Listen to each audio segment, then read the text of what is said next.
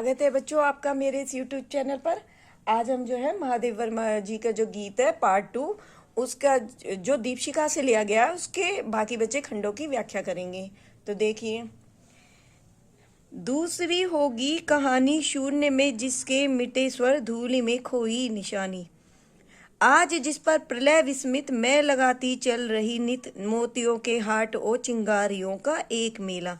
तो ये इन पंक्तियों में महादेवी जी जो है साधक को कुछ ऐसा करने के लिए प्रेरित करती हैं जिससे साधक के मन में उत्साह उत्पन्न हो जाए।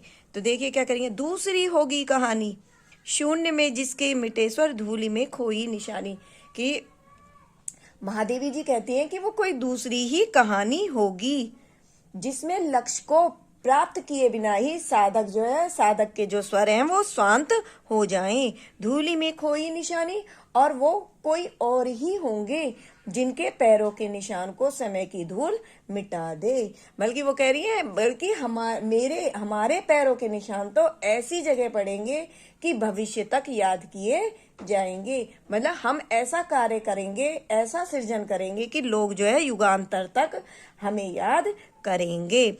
आज जिस पर प्रलय विस्मित मैं लगाती चल रही नित मोतियों के हाट ओ चिंगारियों का एक मेला।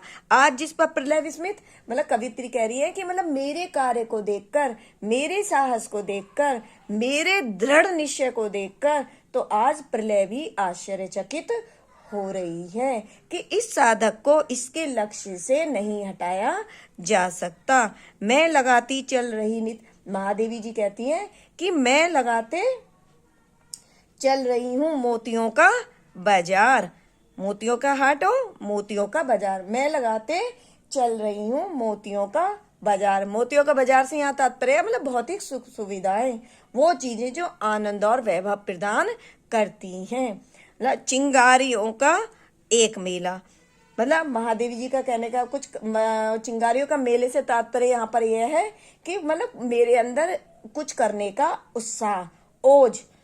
तो क्या कहती हैं, वो कहती हैं कि अपने साथ में मोतियों की हाट मतलब मोतियों का बाजार और चिंगारियों का मेला एक साथ लेकर चल रही हूँ, इसलिए प्रलय भी मेरा कुछ नहीं बिगाड़ सकती, बल्कि मेरे उत्साह और जोश की चमक तो दूसरे साधकों के मन में भी मेरे जैसे दृढ़ निश्चय की चिंगारियां भड़का देगी। तो इसमें भाषा शुद्ध परिष्कृत खड़ी बोली, रस श्रृंगार रस, करुण रस, अलंकार अनुप्रास और रूपक का प्रयोग किया गया है, शब्द शक्ति लक्षणा। तो इसके प्रश्न और बता देती हूं मैं, प्रश्न और देख लीजिए।